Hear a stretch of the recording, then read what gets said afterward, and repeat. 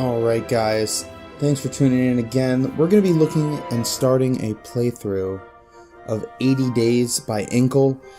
This is basically a choose-your-own-adventure story game, heavily inspired by Trip Around the World in 80 Days by Jules Verne, a writer who I loved growing up. I had basically read all of his books, and they kind of inspired my love for science fiction and a lot of my love for reading and for this game particularly now. So we're going to just jump right into it. Like I said, it's kind of a choose-your-own-adventure game, so the decisions you make do matter, and there are some real-time elements, and we'll show you those as they come up. So we're going to click to begin. We're going to start right here in London. There we go.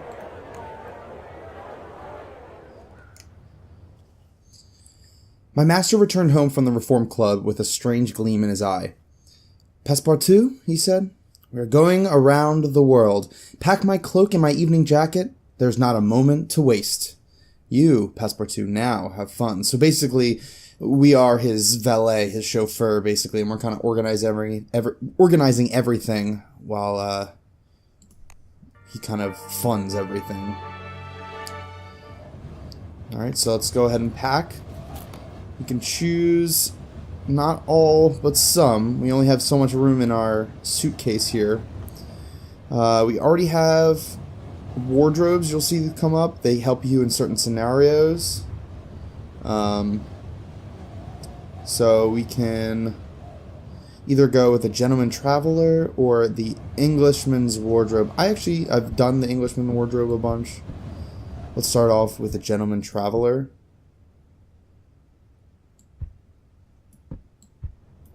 And we'll get this Indian train timetable, bring it along with us. Because we can see where trains are going in India. That might help us out. We don't know if we're going to go in that direction, but might as well keep it along. And we'll see these routes start up for us.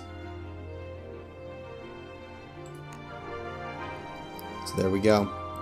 Starting to see some more routes. And this game is really just kind of about figuring things out on the fly. You know, things are timed, so certain events will have us make decisions like if we can travel to somewhere for cheap and we got to do it now, we're going to do it now.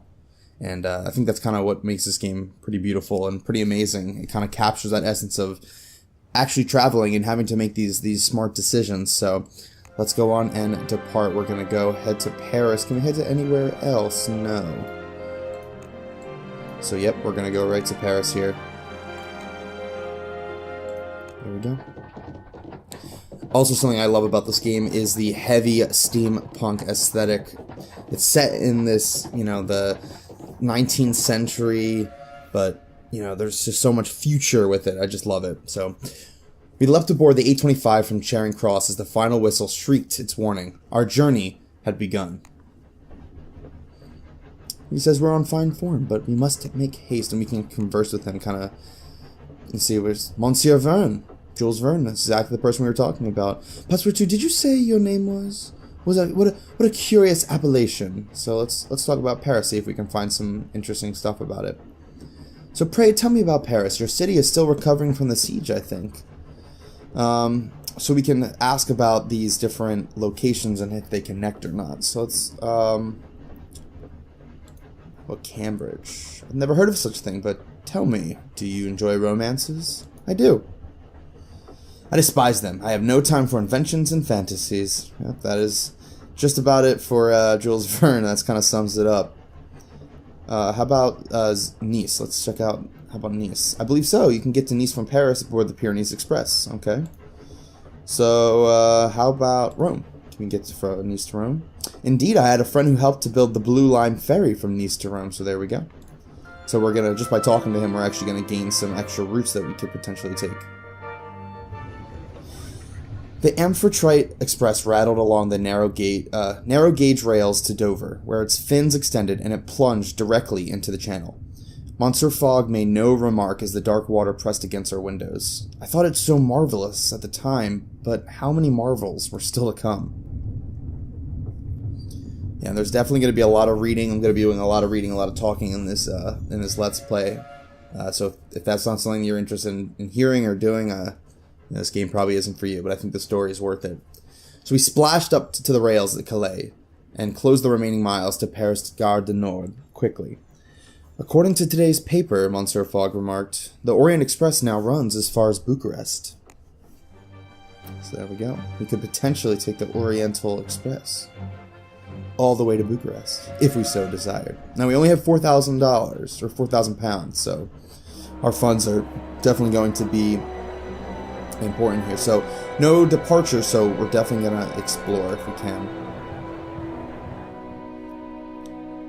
Alright, so we got some routes up there.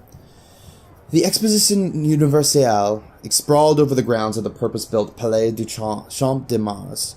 Hot air balloons sailed gently across the sky, and the powdery light of the Yablokov candles gleamed invitingly.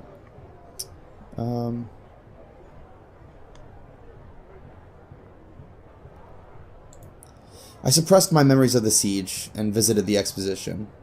And, let's go check out the artificers. I headed towards the red and purple tents of the Artificers Guild, draped with banners emblazoned with their copper lily sigil.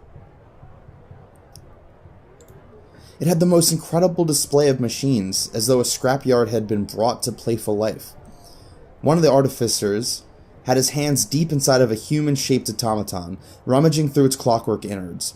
He took out a piece of engraved glass and peered at it with a jeweler's loupe. "Dash thing," he cursed in upper-class English tones, and then looked up. "Oh, hello." I pointed at the shard. "What is that?"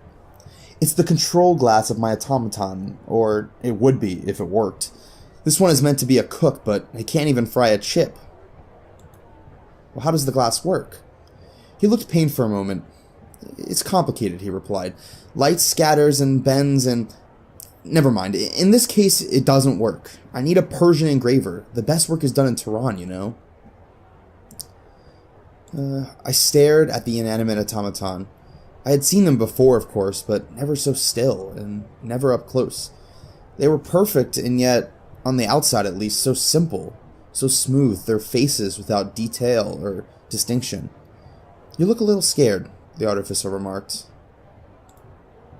"It looks so human." "Not really," he shrugged. "They're human-shaped, but it's hardly in disguise." The artificer smiled. I wished him well in his culinary endeavors. He was at least in the right city to find a cook, and returned to the center of the exposition, ears ringing with the bombastic tunes of the steam orchestra.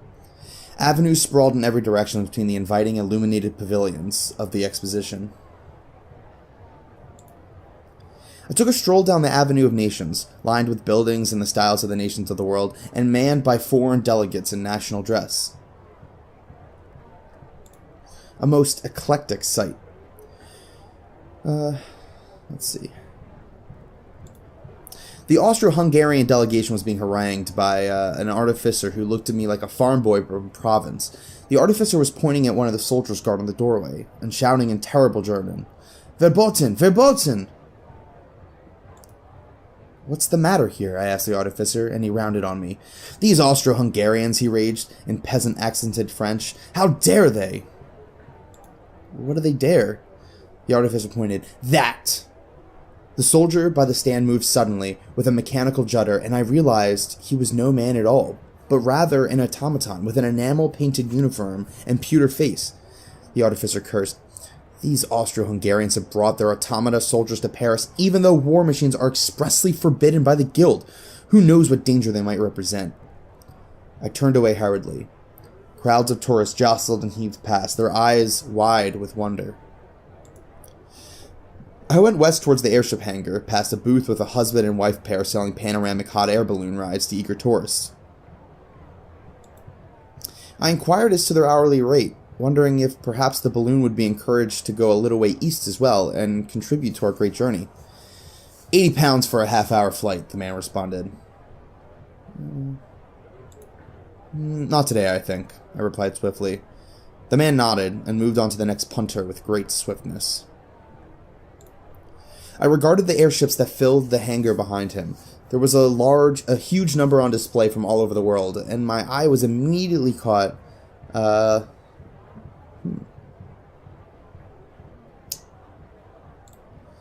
the metal-clad four-propeller Savarkar automatic, with its red and yellow painted hull.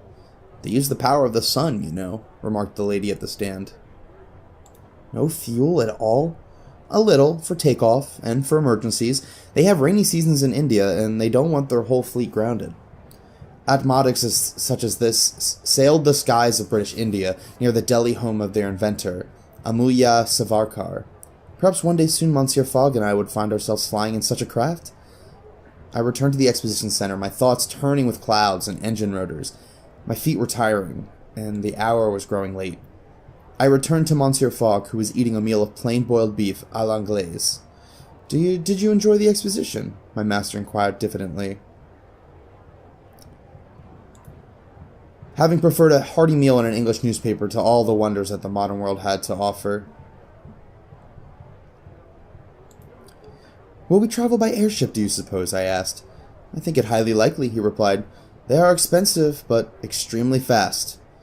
I dreamed the night of mechanical wonders and automatons with beautifully enameled faces, knowing little of the strange inventions and stranger peoples I would soon encounter in my journey around the world. Alright. So, we can depart from here, and we'll see we have a car to go towards Amsterdam. We could go to Nice, or we could start heading our way along the Orient Express to Bucharest. I've done a route before. I've gone south. You can kind of see my previous route, and I've gone all the way through Africa. I think I want to go east this time, so let's try and do that. Let's go to Munich. Let's end up in Munich. It arrives in 2 days, but we can potentially negotiate. Oh wow, we can no charge at 6 right now. Let's do it. See, and we got to make those quick decisions in this game. You know, there's some time element involved. So, boom, we were able to get to Munich tonight instead of having to wait. And we still had to pay for the ticket, but you know, we were going to pay for it anyway. We boarded the Orient Express at 18:25 from Gare de Paris Est. I'm not French, as you can tell. I did not take French in high school, so my French is a little bit weak. I apologize. The train was very beautiful, a jewel of both European design and European diplomacy, with the Compagnie Internationale de Wagenlit having persuaded several envious empires to be linked together by the train line. It was one of the many modern developments that had led to Monsieur Fogg's wager, of course, and so it was no coincidence that we should be aboard. A last long whistle blew, and we began our journey east. So let's talk. Let's talk. Maybe we can learn some more stuff. So he's the guard on the train, so we can talk about Munich. He's a little bit beyond him, but we can see. Let's maybe Vienna. Indeed, Munich is connected to Vienna by road. Now, anyway, there are Russians aboard. Do you know them? But they are making a terrible noise. Let's see, maybe Belgrade. How about Belgrade? Let's just say there's neither bank nor market in Belgrade. Okay, well, we know about that now. You know, we can, we can get demijohns of olive oil in Dubrovnik that will sell for a fortune in Izmir. So we'll see certain items that we can purchase in the markets actually help us out in different places. So if we manage to take them there, it could help us out. My master wished to be undisturbed, so as we left Paris, I left him and went to explore the train. There was a delightful dining car and an observation deck formed by the replacement of an entire compartment with an open glass tube. I stopped there, watching the scenery flash past, and as I stood, a portly gentleman with a quivering, luxuriant mustache struggled by carrying several trunks. I offered him my aid, and he introduced himself after a shower of thanks. Henri de Blowitz, foreign correspondent of The Times. I introduced myself in return. My name is Passepartout, and my master and I are going around the world. Then I wish you luck, he replied. He patted his breast pocket. The stories that you hear, it seems everywhere is on the brink of one revolution or another. Everywhere there is progress, but who will count the cost? That sounds ominous, I told him. Does it? He replied with a beaming smile. Well, I am a journalist. It's my duty to make omens. Good day to you. I followed him and found a few groups of people talking quietly. I sat with a young composer headed to Vienna for a concert by the great steam orchestra there, but he spoke of little but melody, harmony, and the progression of chords. I had an interest in music, but not an understanding, and so most of his words were lost on me. More interesting, however, were his remarks upon the political situation there. My uncle warned me not to play an instrument myself while within the city walls. It is apparently forbidden. Do they go as far as to forbid the banging together of spoons? I asked, performing a quick demonstration. The young man looked pained and hurried away as quickly as he could. But everyone is a critic. I returned to Monsieur Fogg, who, to my surprise, looked up from his paper at me. Where did you learn? He inquired. I told him of the observation car, but he showed no interest in its design or function. He was, however, interested in doubloons. Could he tell us much of the journey ahead, he asked. Every detail may be important to us. I nodded, though I thought he overstated the case. Either way, there was no more to be done that night. We arrived in Munich a few hours later. And now, Passepartout is steadfast. Very nice.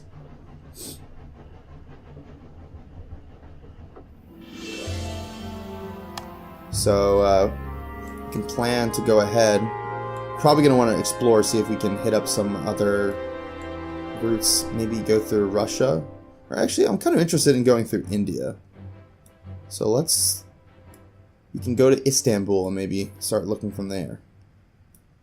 So, but either way, we're not doing much tonight. We're going to hit the hotel, hit the hay. The Franco-Prussian War had concluded but a year previously. Thus, my French accent was a disadvantage during our short time in Munich. The concierge of our hotel was most suspicious when I approached the desk. I did not care for politics myself. What was the enmity of nations to me? Still, in order to avoid any untowardness, I spoke as little as possible during our stay. I tried to adopt a Germanic rather than Francophone expression to match, with perhaps mixed success, if Monsieur Fogg's faintly quizzical looks were any measure. And were now dependable, too. So, we're not going to get to Vienna anytime soon. So let's explore a little bit. Yeah, we get some extra routes there. There was little daylight in Munich. The sky was shrouded in steam and oil fumes from the tractors and hydraulic excavators in the streets. A place of industry, then, whose citizens wore dark cloaks to protect their finery from the soot. I brushed a few specks of dirt from my collar absent-mindedly, far more intrigued by the gleaming machines remarking the city skyline. Rumor had it that this work was the doing of the Bavarian king, who had become obsessed with steam power and was spending an exorbitant sum on imported machinery and engineering works. The King of Bavaria had recently joined the German Empire. It appeared that the king suddenly had much more time on his aristocratic hands. Power and free time are a most potent and dangerous combination, as I journey, I fear, proves. So we can actually go towards Venice. Let's go ahead and do that. We're going to head towards India, like I said, the Middle East maybe. So let's go ahead. Actually, before we leave, we have time yet. We do have a little bit of time. Let's head up the market. Interesting. So we have a false passport, African airships. That's not going to be necessary for us. We could splurge a little bit into a railway man set. We could take the rails a little bit better. Let's go ahead and do that. We'll splurge a little bit on the extra suitcase here, but I think it'll help us out.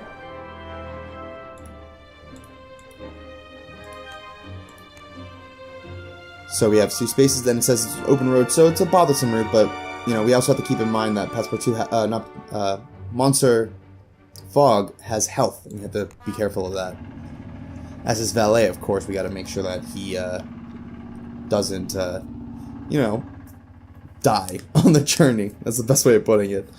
We hired a private driver with an oil-guzzling Bozek car who took off in high speed once we were aboard.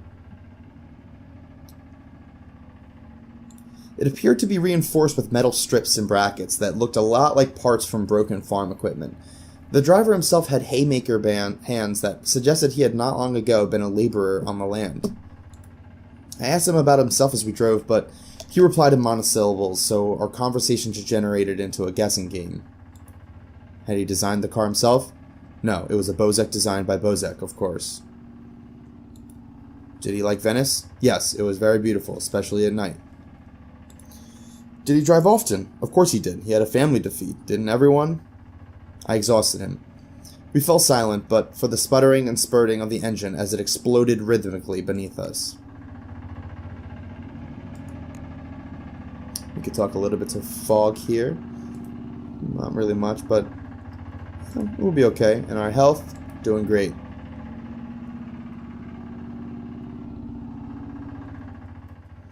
By midday, we had crested the mountains, and our journey down was almost steam-free.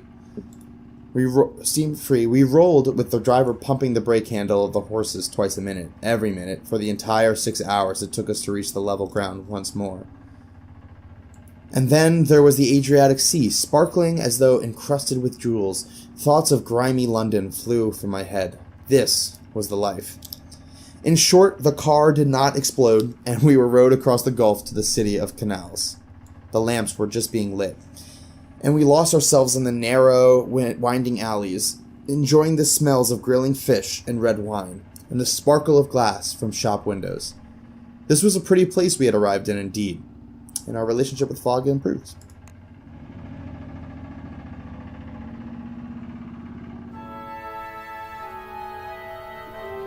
So let's hit the hotel. Fogg is saying that we can sell our top hat for a lot of money here, so we might be interested in doing so. I was walking along the canal side in Venice when I found myself in the midst of a group of revelers. They wore a fabulous array of masks, some beak-nosed, others brightly feathered, and even some spun of fine, glittering wire. I bowed in greeting and gave them such a surprise that one tripped, turned, and then tumbled into the canal. Her friend seemed drunkenly unconcerned and fell about in pealing laughter as the woman cursed and thrashed in the dark water. "Will you not help her?" I demanded. "She is your friend." One of the revelers wiped her eyes. Fiammetta enjoys an occasional dip in the canal, especially when she drinks. Another drunken youth agreed. "It's the only time she bathes." Fiammetta had dragged herself over to the flight of steps and hauled herself up. I looked her over. Her mask was long gone and her fine clothes ruined, but her eyes gleamed. "Who are you?" she demanded, seeming to see me for the first time. Her friends made various kissing noises and suggested a variety of improbable roles for me. "A clown," one said. "No, no," another interjected. "An agent of the Pope." Yet another sotto voice. "Fiammetta's foreign lover," which caused them all to laugh as Fiammetta cursed them with an admirable thoroughness. I left these fools well alone, and so slipped back to Monsieur Fogg as the revelers opened another bottle of wine to appease their canal-sodden friend. Yeah, we don't want to deal with those guys. So let's explore a little bit, see what we can find. Lots of routes, nice. I was awaiting my turn at a gondola rank near the Rialto Bridge when a gondolier from across the canal waved frantically to catch my attention. "Monsieur, I will take you." I recognized that voice. Mon Dieu, it was the very woman who had tumbled into the canal the night before. I waved her over, having tired of waiting in line. She made a sharp turn through the water, earning the ire of several other boatmen who had to swerve to avoid her. "Fiammetta," the booking agent who ran the rank, shook his fist in her direction. "Leave my customers alone." "You deserve no customers, Zorzi," Fiammetta shouted back, ignoring me entirely. Was it possible she did not remember me? "These creatures of yours are not gondoliers. They know nothing of the soul of Venice." I did not understand her meaning. Until I peered at one of the gondolas in the rank. Parbleu, the oarsmen at the stern were machines. of fearsome inhumanity. Their faces were covered by feathered carnival masks and their hands tapered into oars. "Signore, my automaton gondoliers are the pride of Venice," Zorzi insisted breathlessly as he reached me. "They are guaranteed safe by the Scuola, our local artificers guild. Fiammetta here is a troublemaker." From the water, Fiammetta called, "I am a true gondolier." I stepped into one of Zorzi's gondolas, which he made hurriedly available. Fiammetta slapped her oar in the water in frustration. But I was curious about the automaton and could not pass up an opportunity to examine them in closer detail. I soon grew nervous as the automaton pushed away down the canal. What if this automaton could not control the boat? But my fears were without foundation. My gondolier was as skilled as any human, if not more so. The oars were fused to its hands, and each movement was smooth and precise as a metronome. "Do you speak?" I asked as we slid along the canal. The gondolier nodded, the bright purple feathers of its mask fluttering in the wind. "And how do you like being a gondolier?" The creature did not break its stroke, though it took a full minute to reply. "I was made to row these canalways. I am fit for purpose. Is that not joy?" "Perhaps." The automaton nodded slowly, sunlight gleaming on its marbled glass face. "We Italians have a saying. Ci si volta e ci si gira, sempre a casa vi finire. Wherever you go, wherever you turn, you will always end up at your home." I barely knew how to respond, and lapsed into silence. We rode past palazzos and Gothic churches, each more grand than the last, the automaton giving me a potted history of Venice in an echoing monotone. It seemed that the foundations were being fitted with water pumps to push water downwards and thereby lift the city up. "The Scuola will make the Venice into a ship," the gondolier told me.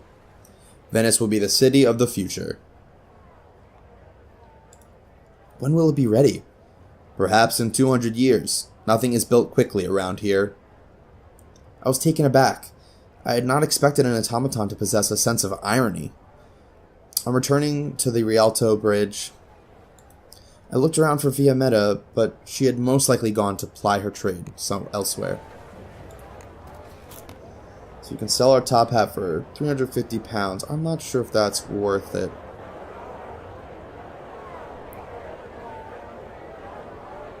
And I don't think we actually need either of these. We could go to Sofia, but I don't believe we're going that way. So let's depart. Let's see where we can go. Actually, we could go to Sofia. Let's go pick it up, actually, quickly. Come on. Come on. Give it to me. Let me buy it. Let's go.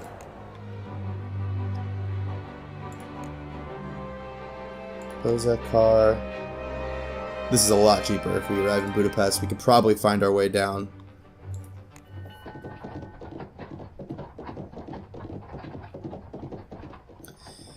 By good fortune, we happened upon a tradesman who was setting off for Budapest in the early evening with a cartload of supplies. We hopped cheerfully aboard.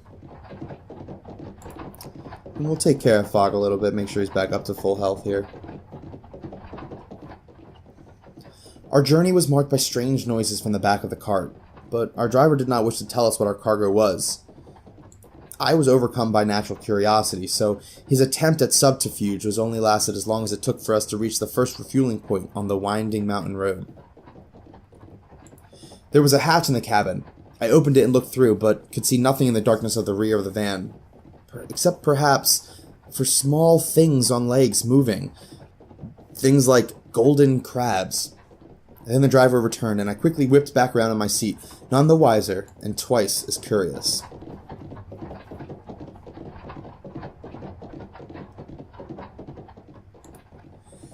We arrived in Budapest by a spectacular road that curved down a vertiginous slope. I will be truthful, my friends. I was asleep and did not wake until we were in the city, and Monsieur Fogg was already climbing from the cab, eager to be moving on. "This man is supplying the Artificers Guild with something," Fogg remarked as we disembarked. "He has the lily tattoo under his arm." I nodded in agreement. It was the only plausible explanation. I had not realized artificers shipped their goods around using private individuals. I suppose I just assumed they wired goods to each other through glass tubes or such like. But as always, the truth was more prosaic than any imagining.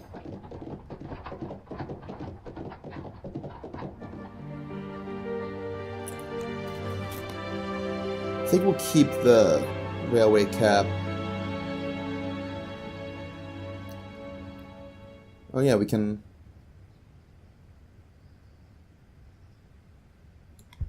Boom. It's a good profit we just made right there. So what's our best bet? We could go to Bucharest on the Orient Express. It's pretty cheap. And we have our traveler set. We could probably make it leave. Oh, we're leaving on it right now. We have all day. So let's explore a little bit first.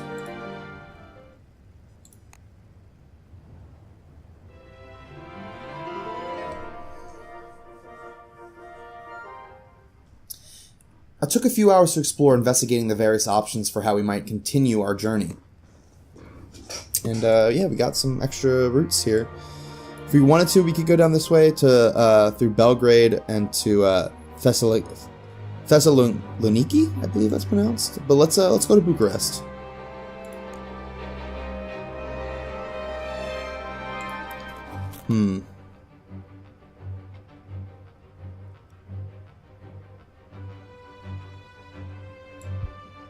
Yeah.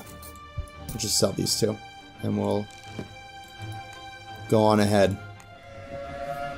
We only had room for one suitcase, unfortunately, but that is okay. We boarded the Orient Express once again at Budapest. If the rest of the journey could be conducted in such comfort. But adventure does not wait, and it does not provide cushions. So now we're skillful, and our relations have strengthened, so that's good. Can I help you at all, monsieur? I am the guard on this train. Let's learn a little bit more about Bucharest. Could go down south through Greece. Nothing to Novorossiysk. I butchered that pronunciation, but I think you can get the point there.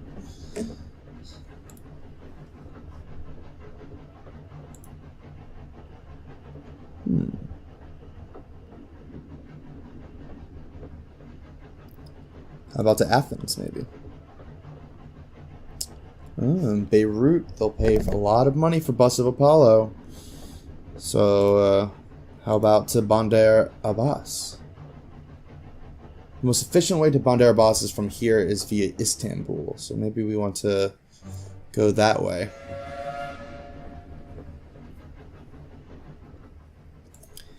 I retreated to the dining car to keep out of Monsieur Fogg's way.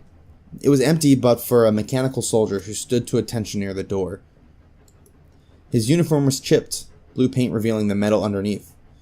I looked more closely at his uniform. It looked as though he had been shot with a shrapnel shell. I leaned closer and said bonjour in a bright tone. The automaton said nothing in response. They are most curious devices.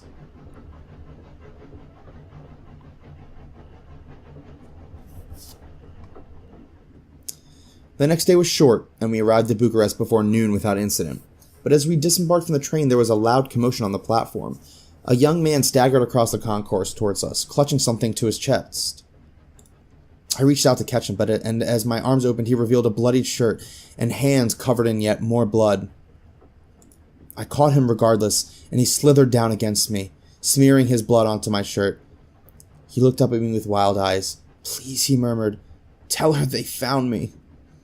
And with that strange message, he pressed something in my hand and fell to the ground. A swarm of train guards massed over him, and he was lost from view. We left as fast as we could, not wanting to become embroiled in what was most likely a political mess. Only once I was outside the station did I open my palm to see what the man had given me. A small cube of black glass. Yeah, we're gonna pocket it. I pocketed it, though I had no idea what it was. Monsieur Fogg tapped his cane on the ground impatiently. "Passepartout?" I hurried to catch up with his stride.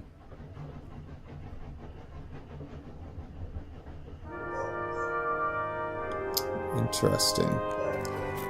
Traveling cloak. It's worth a lot. 250. Don't actually need that. Open road set. Cube of black glass, yeah. I don't think we're going to buy anything here. So what's our plan? We could go to Odessa. When does that? Arrives Tuesday. That departs tomorrow. So we have time to explore. Definitely going to want to do that. I think we're going to try and go to Istanbul.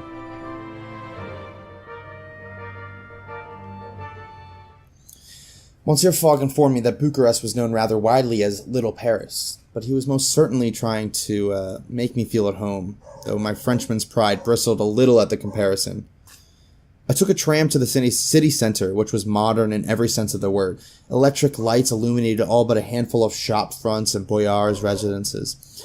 Bozek cars sputtered oil fumes into the air, and vendors hawked all manner of little automata on street corners. A cunningly fashioned lamp in the shape of a lily proclaimed the local Artificers Guild outpost. I pushed open the door and immediately began to cough from the dust in the air.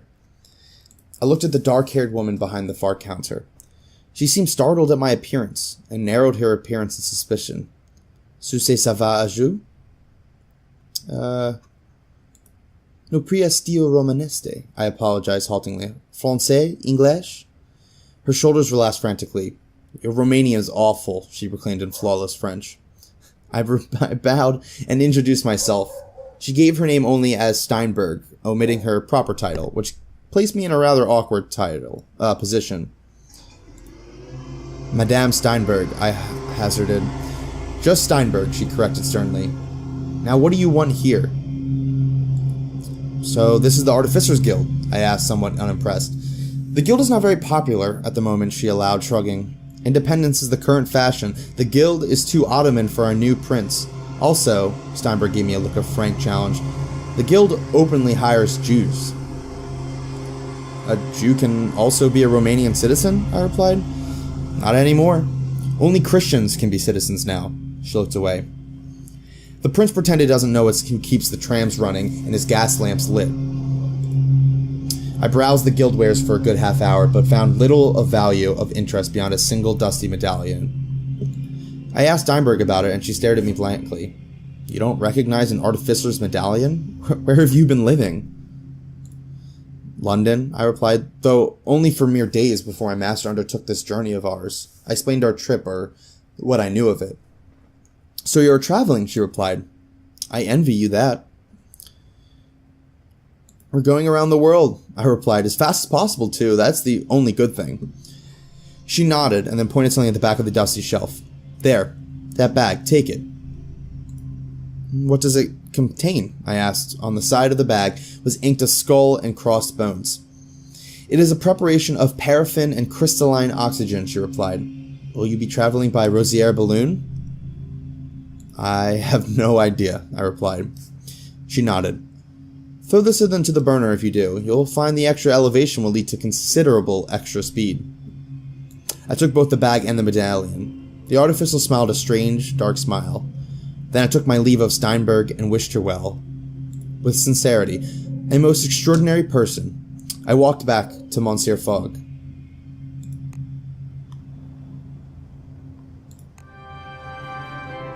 I still think we want to go down to Istanbul, so let's go up to Odessa. I think we'll end this episode attempting to get to Istanbul, or as close as possible to it. So, we're gonna have to wait a night here. So we didn't see anything in there, right? Oh, we already got this, so we might as well, let's get the perfumed oils. That actually might help us in certain scenarios.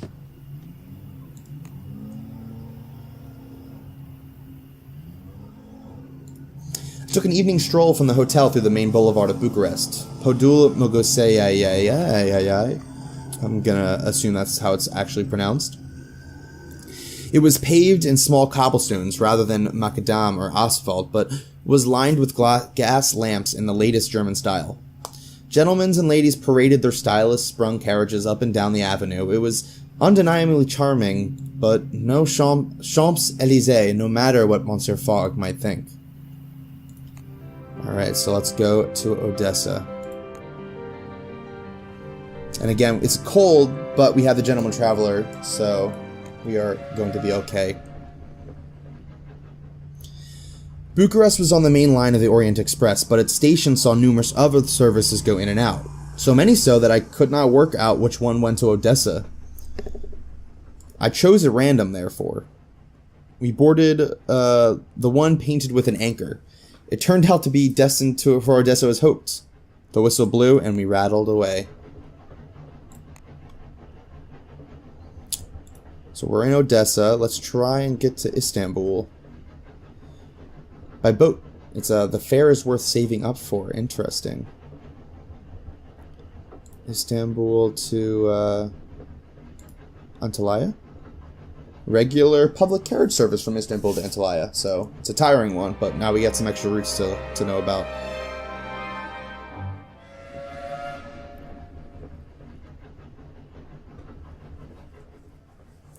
The journey in the luggage van was uncomfortable.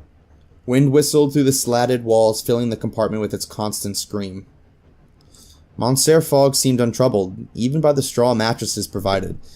It would be an uncomfortable night.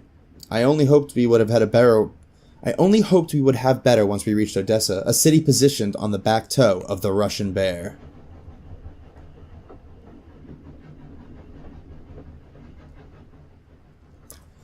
We woke to find we had still not yet arrived.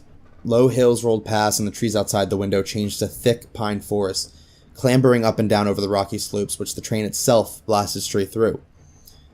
We passed a border post marking the edge of Russian land, but still, we rolled on.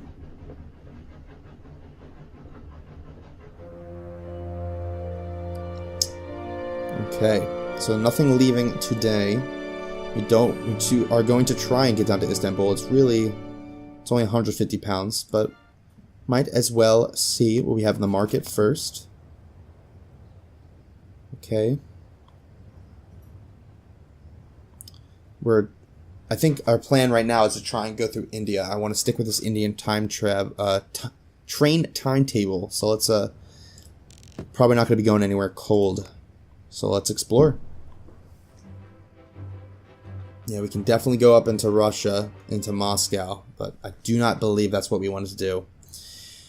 We arrived in Odessa in the company of a cold spell and shivered our way through the wide streets. The city could almost be Mediterranean, if not for the signs of Russian dominance on every painted sign and flapping flag. We explored a little, climbing to the top of an enormous staircase on which we found several locals sitting and talking and sipping from shared carafes, a clear liquid that I do not believe was water. The mood was pensive. We approached a group of drinkers. "We are visitors," I said, by the way of greeting. Monsieur Fogg hung back, taking in the surroundings rather than looking at the people themselves. "What would you recommend we see?" "The best sight is the one you're standing on," one remarked, while another lifted a vodka bottle, holding it up to his eye like a telescope. "The best views here are through the bottom of a bottle." I offered to buy a bottle for the sum of £3, and they obliged me without pleasure. It seemed that these particular Odessans always carried a spare. "You like a drink?" one of the sops asked me. I felt my master's attention turn upon me. "I am French. Of course I enjoy it." The drunkard nodded seriously, as though I had said something profound. "Then I will tell you where you should go. Novorossiysk." There was a hiccup before he continued. "My brother has a cart going that way. He can take you." As I feared he might, he indicated his brother, another in the sozzled group. I thanked him and said we would consider it. He nodded and banged the steps with his feet. "You know where to find us, friend." So now we're dependable.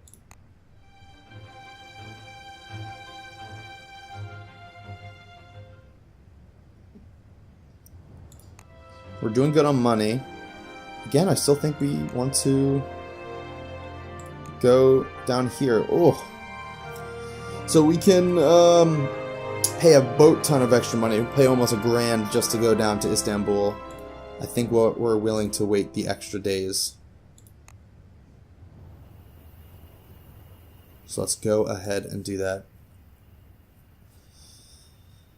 Well, I ran a few errands for the hotelier, earning £94 in fees and tips. There we go.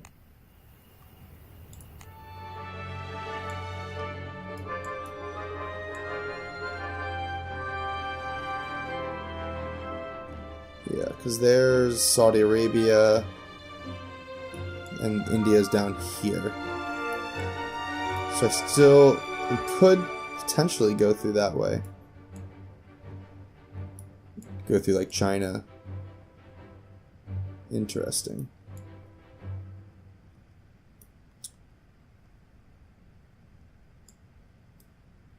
No. I still think we want to go to Istanbul.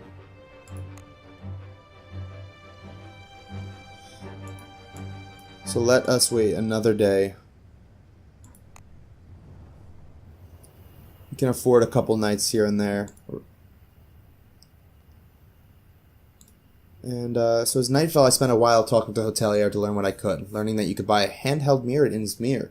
Extremely valuable, and Antalya. A most interesting snippet. We'll get that a lot as we talk to people, find different items worth more in certain places.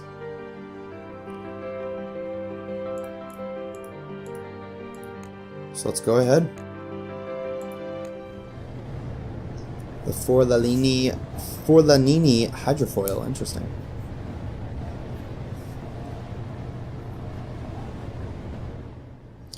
We bought a ticket for the hydrofoil, but as we approached it, I began to lose confidence. The thing looked like no ship I'd ever seen, and more like a floating dinner plate built from tinfoil and meshed aluminum bars. The design followed the work of Enrico Forlanini, who had defected from Italy and now lived at the pleasure of the Ottomans. A grizzled type invited us aboard, which I found easy enough, for my balance is excellent, but poor Monsieur Fogg had a rather more ungentlemanly experience and lifted up and handed to a burly soldier as though he were a sack of grain. We found our seats around the perimeter of the craft. Then they turned on the engine. "It's noisy," shouted the grizzled man who had leapt aboard with the painter in his hand. "But fast."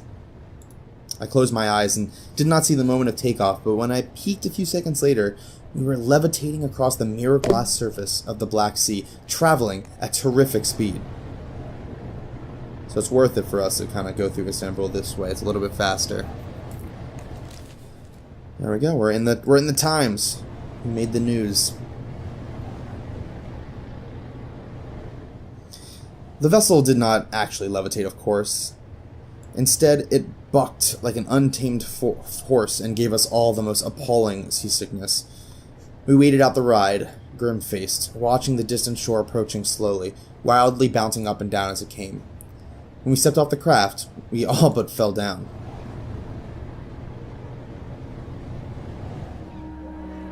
And there we go. So I'm going to end the video here in Istanbul. We'll kind of pause it so that we don't waste our time anymore. And there we go. So let me know what you guys think of this game. I am a huge fan of it. I love the art style. Love the pick your own, choose your own adventure style of it. And we'll keep on going. Hopefully we'll be able to make it around the world in 80 days. Thanks for tuning in, guys.